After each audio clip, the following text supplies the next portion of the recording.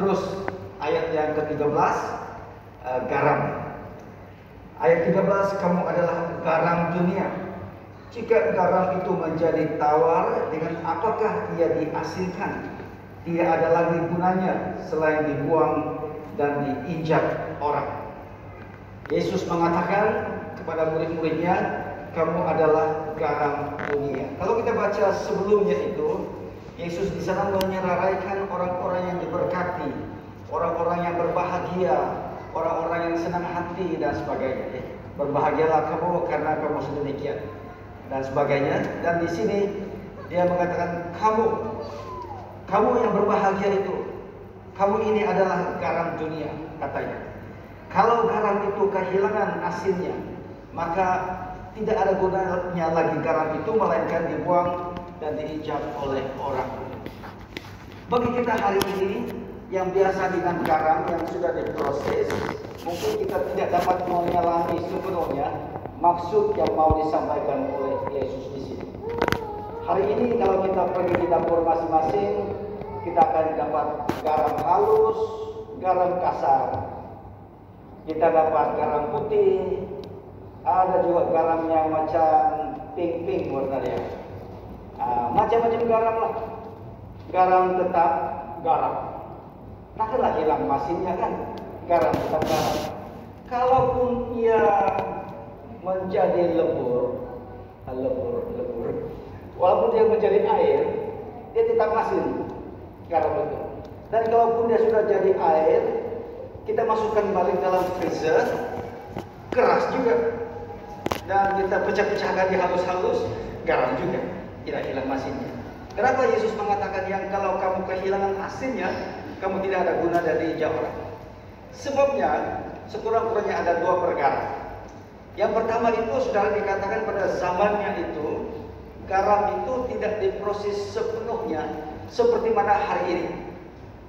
Garam itu bercampur dengan anasir-anasir lain, bercampur dengan bahan-bahan yang lain, dan gumpalan garam itu, itulah garam yang dipakai. Tetapi kalau garam itu lebur, kalau garam itu cair, pada zaman dahulu yang tinggal itu hanyalah sisanya, dan sisanya itulah yang daun-daun kering dan akar-akar kering, dan tidaklah macam satu kayu balak itu menampak, tetapi kumpulan itu, maka itu tiada guna lagi, akan dibuang saja, diinjak orang.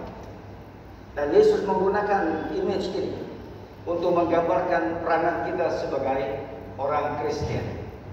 Kita ini ada garam di dalam kita ini. Kalau kita mau mengerti garam ini, sekurang-kurangnya ada 3 perkara yang kita boleh lihat garam ini. Kenapa Yesus kata kamu adalah garam?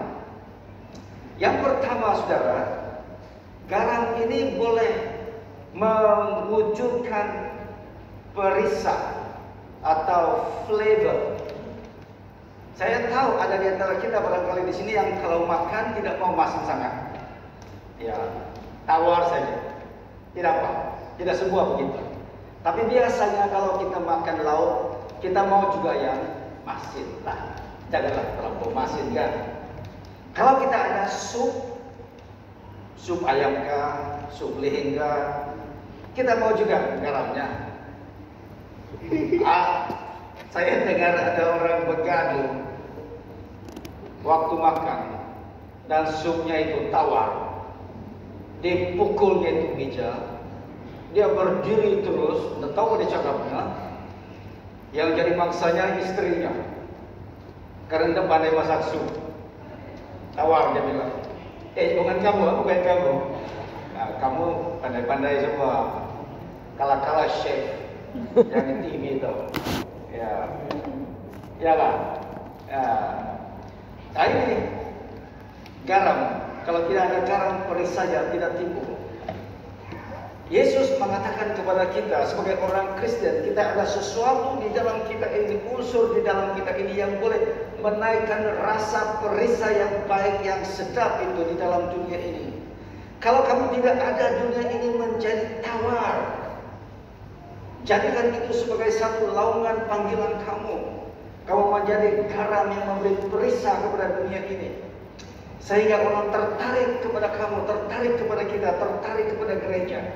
Karena dia bilang, dalam mana-mana banyak tempat yang aku pergi, di St. Michael inilah yang ada perisa yang saya suka. Seperti itu, Pak. Perisa, itu garam. Jadi jadilah garam yang seperti itu. Saya tidak tahu bagaimana kamu menerapkannya dalam hidup kamu masing-masing. Tapi kita minta Roh Kudus memberi kita pencerahan bagaimana kita boleh menambahkan perisa. Garam sajalah. Kita tidak mau cakap pasal Ajinomoto, 5 star spices kah begitu. Apalagi banyak lagi lah yang pati ayam lah begitu. Tidak boleh itu, garam dulu kita cakap. Yang kedua, saudara, garam ini dia ada propertinya untuk mengawet makanan, ya, mengawet makanan. Yesus bilang jadilah garam, mengawet makanan secara rohani. Dunia ini memerlukan satu pertolongan supaya dia tidak hancur sepenuhnya. Dia perlu ada awitan-awitan tertentu yang hanya dibawa oleh orang-orang yang percaya. Katakan kepada diri kita sendiri, kalau ada orang lain yang boleh mengawetkan manusia ini, aku lebih lagi, karena yang aku gunakan ini adalah Yesus Kristus. Dan mereka akan melihat kamu dan memandang kamu. Daripada kamulah, di dalam kamulah aku dapat mempertahankan keberadaannya aku ini. Saudara sekalian, itu kita boleh kembangkan pengertian garam itu. Yang ketiga itu, garam ini juga ada unsur-unsur yang boleh menyembuhkan, boleh membunuh kuman. Bila kita awetkan daging, bila kita jerukkan babi, dia tahan lama dan dia tidak akan buruk cepat. Sebab virus-virus dan lain-lain penyakit tidak akan memasukinya, kecuali kalau kita tidak pandai buat jeruk lah kan. Wih, yang baunya itu tidak pandai buat jeruk. Tapi kalau ngam dia punya campuran wanginya, dari jauh kau boleh cium. Campur pangi, campur kopi. Dibawa oleh angin, sepoi bahasa. Simpan kopi lah. Masuk di gereja. Dah. Lapar kita terus. Iya. Itu garam. Jadilah garam yang seperti itu, yang boleh membawa kesembuhan. Ya, garam ini boleh membunuh kuman. Kalau kuman dibunuh, kita sembuh dalam aspek itulah. Secara rohaninya, saudara dan sekalian, hati manusia ini banyak lukanya, banyak kelukaannya, banyak sengsaranya, banyak sakitnya. Semua mereka ini mencari kesembuhan, semua mereka ini mencari pemulihan, semua mereka ini mencari sesuatu yang boleh memberikan mereka satu penghiburan. Dan kamulah sumbernya itu, kamulah garamnya itu. Jadi Yesus bilang, kamu adalah garam yang membawa perisa pada hidup supaya menjadi lebih bahagia dan enjoyable kita. Jadilah garam supaya kamu dapat mempertahankan kedudukanmu di dalam Tuhan, di dalam dunia ini. Jadilah garam untuk menjadi sumber penghiburan, sumber kesembuhan, sumber pemulihan. Kalau kita mengerti garam yang seperti itu, saya percaya Yesus pun berpikir begitu juga. Alangkah baiknya dunia kita sekarang. Kalau tidak tawar, ya kita itu tawar dalam segala sesuatu. Tawar dalam senyum, tawar dalam ketawa, tawar dalam pekerjaan, tawar dalam pelayanan. Janganlah kita jadi tawar yang seperti itu. Jangan kita jadi garam yang palsu, yang nampak garam tapi tiada asinnya. Saya membaca satu artikel, saudara, mengatakan begini, bahwa di sana, di Israel, di Galilea itu bukan hanya garam yang boleh didapati di laut Galilea, di sana itu juga ada satu mineral yang lain yang juga warnanya lebih kurang dengan garam. Dari jauh kita lihat lebih kurang sama. Itu dipanggil gypsum dalam bahasa Inggris, gypsum. Tapi dia ini tawar. Tapi dia sama dengan rupa bentuk garam. Jadi Yesus barangkali juga berpikir seperti itu. Kamu bisa jadi garam yang original, jangan jadi garam yang palsu seperti gypsum ini. Tiada guna itu kalau aslinya tidak ada. Kalau kita tidak ada sumbangan yang bermakna kepada masyarakat, kalau kita tidak memberi nyawa kepada dunia, kita tidak lain daripada mana-mana dunia di dalam dunia yang semuanya mencari kesembuhan, pemulihan, yang semuanya mencari untuk memperkasakan diri. Tidak ada yang penting. Jadi saudara, jadilah garam. Yang kedua, dikatakan di sini dalam ayat yang ke-14, kamu adalah terang dunia. Dan terang itu tidak diletakkan di bawah bakulkah, mangkukkah, apa saja. Tidak perlu ditirung-tirung itu lampu kamu. Kalau kamu paham, tidak perlu ditirung-tirung. Kasih nampak kamu punya lampu. Supaya lampu kamu, bila kamu bersinar, orang akan melihat perbuatanmu yang baik. Dan manusia akan memuji nama Bapamu di surga. Kalau kita lihat lebih dalam lagi tentang terang ini, Yesus menggunakan di sini perkataan yang dalam bahasa Yunani-nya. Yesus menggunakan perkataan pho. Pho itu kalau dalam bahasa Inggris, dari sana dia dapat fotografi, gambar. Yesus kata kamu adalah terang dunia. Kamu adalah gambar dunia. Kalau kamu melihat dunia, kamulah gambarnya. Gambar yang jahat bukan, gambar yang baik. Dalam Yohanes pasal 8, Yesus telah mengatakan, aku adalah terang dunia. Aku adalah pho dunia. Aku adalah terang dunia.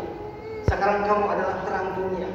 Yesus memberikan kepada murid-muridnya satu kedudukan ini, satu perintah ini kepada manusia yang mengikuti dia. Kamu adalah terang dunia itu.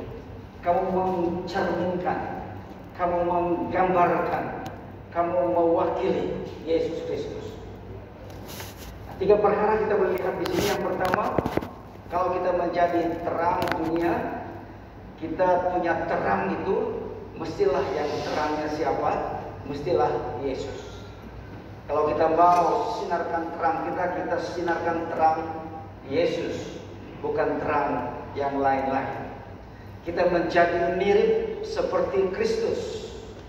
Bila kita mirip seperti Kristus dan kita menyinarkan terang Kristus, kita menjadi mirip Kristus. Dalam konteks yang seperti itu, adalah terang sinarmu bercahaya itu, terangnya itu Yesus yang kita sinarkan.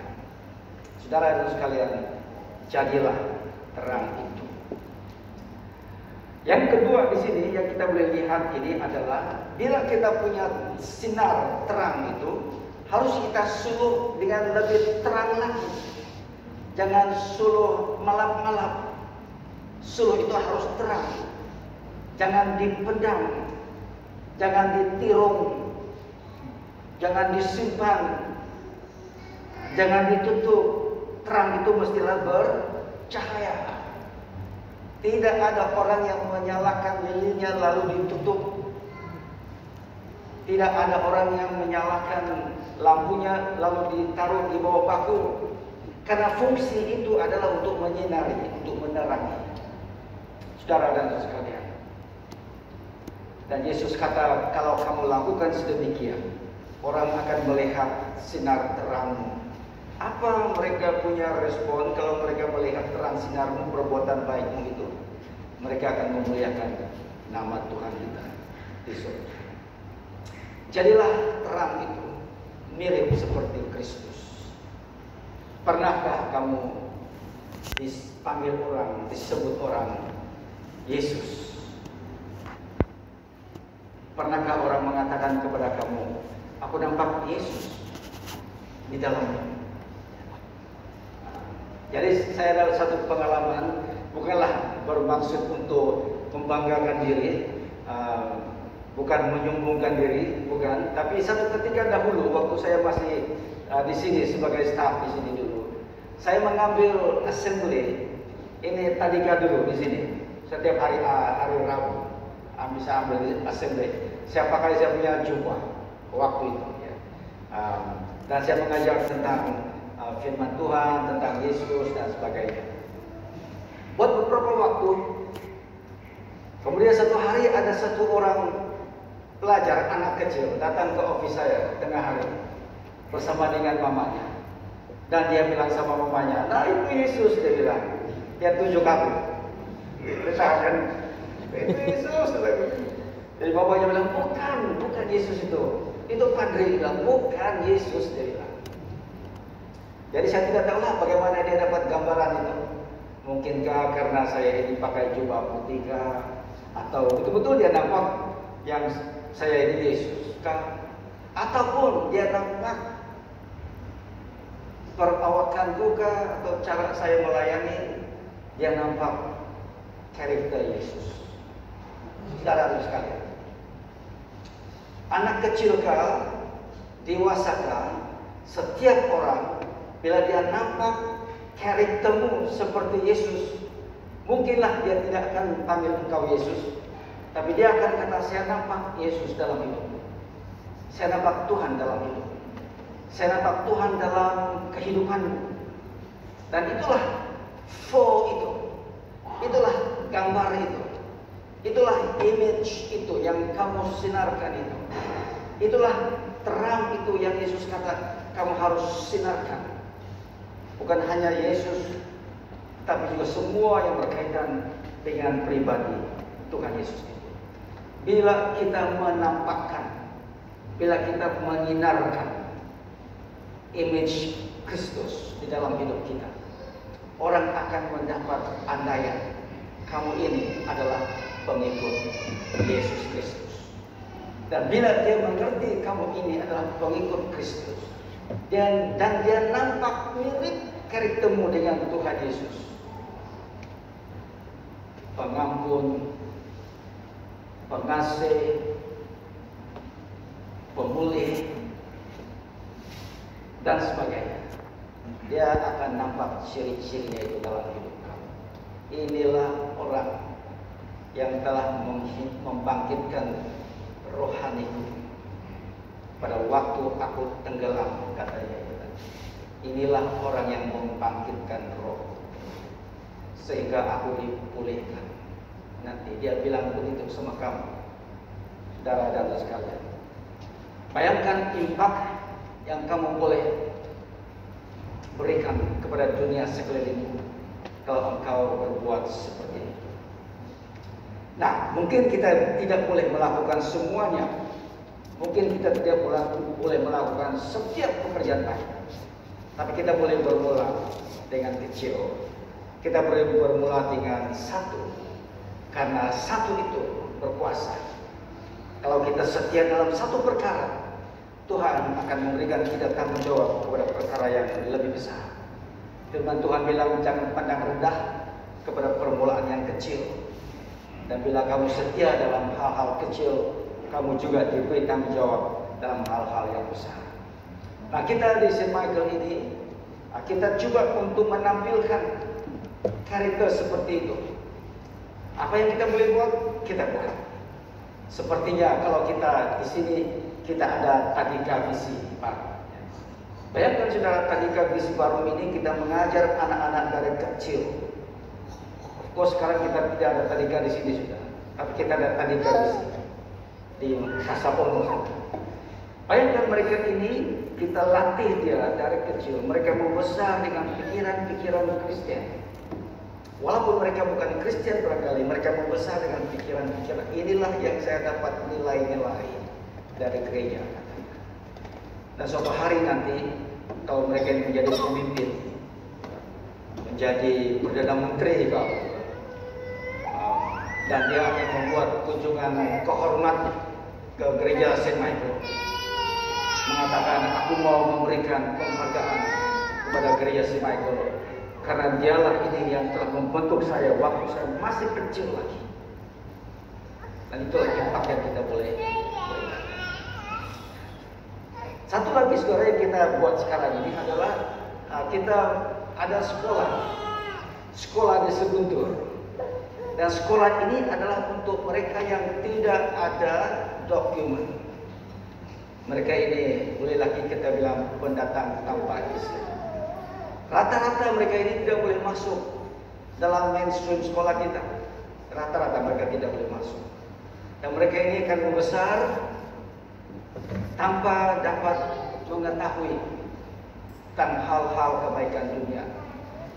Tetapi kita ajar mereka mengira, kita ajar mereka menulis, kita ajar mereka membaca. Dari peringkat TK kita ajar mereka 4-5 tahun mereka akan besar sekurang-kurangnya boleh membaca, tidak boleh dibuyuk, mereka boleh baca sudah. Sekurang-kurangnya mereka boleh menulis sign nama, terima gaji. Nah ditipu sudah, tidak dibuyuk sudah. Sekurang-kurangnya, apalagi itu, membaca, mengira, menulis, mengira. Sekurang-kurangnya tidak boleh dibuyuk. Kalau gaji ke 7 ringgit, 1 hari 7 ringgit lah itu. Kenapa kau buyuk Tuhan? Di mana kau tahu saya tahu membaca, nah? Dia bilang.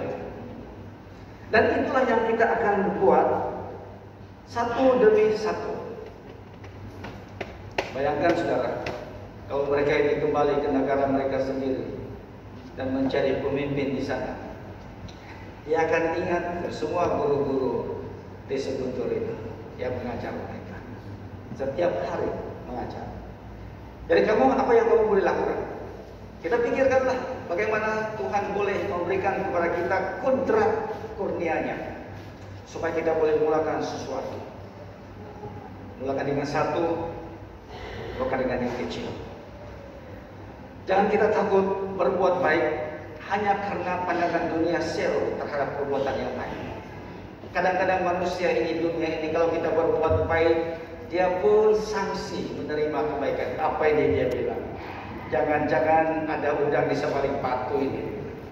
Ini melas lagu gitu. Nah, coba dibilang melas lagu buat baik. Dan kita tidak mau melakukan kebaikan hanya karena kita berhadapan dengan pandangan sel tentang apa itu kebaikan. Tetapi Yesus kata, kamu adalah garam yang memberi perisa kepada kehidupan ini. Kamu adalah garam yang mempertahankan kedudukanmu sebagai orang-orang yang percaya. Kamu adalah garam yang boleh membawa kesembuhan dan pemulihan.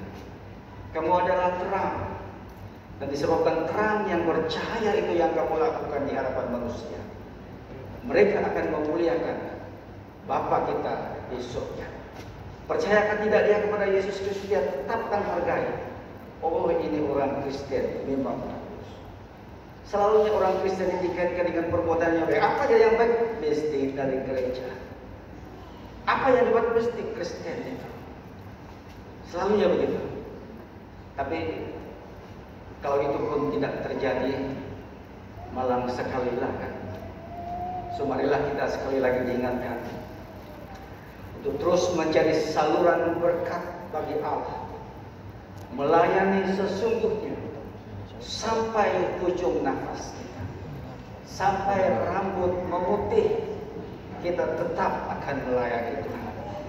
Karena itu adalah sebagian cara kita menjadi garam dan menjadi terang dunia. Mari kita semua, kita berdiri saudara, kita naikkan pujian.